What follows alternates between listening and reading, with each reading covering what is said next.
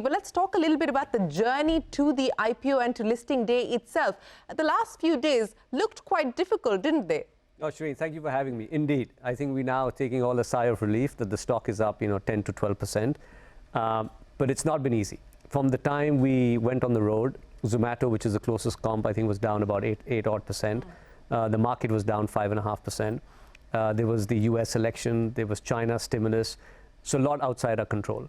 And I think what we did well was we priced it right, where we knew we had enough book and we had a high quality book, a good balance between domestics and foreign, breadth and depth, and people who really understood the story and not who were looking to flip on day one, but also just to long-term holders. And I think the proof of the pudding came actually in the anchor book.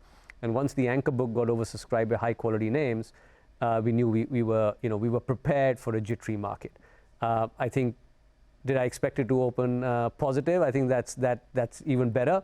But I think we had played it right to make sure that we left enough money on the table. That decision to leave enough money on the table, and I think this has been one of the big lessons as far as the recent IPOs are concerned, getting the price right. I mean, we've seen the debacle of something like Paytm, for instance, and you were investors there as well.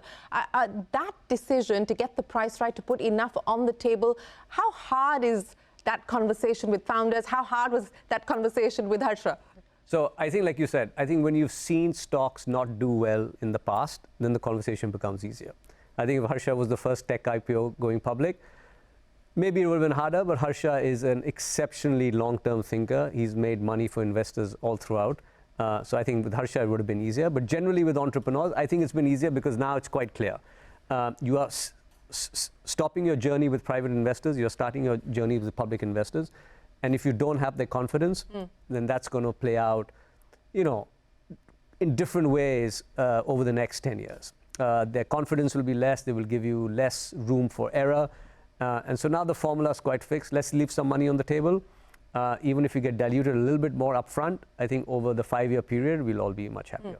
Well, let's talk about Swiggy and your confidence in the bet that you've decided to make, and you didn't participate in the OFS.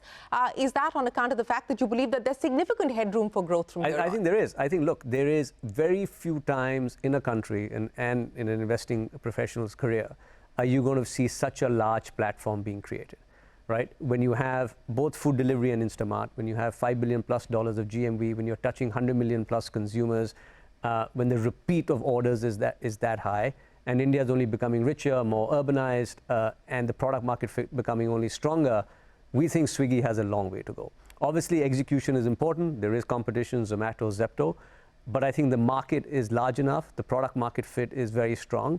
And that's why we didn't do any OFS, because we think there's a long way to go for Swiggy. And you're holding 8% off it, so that's a sizable chunk.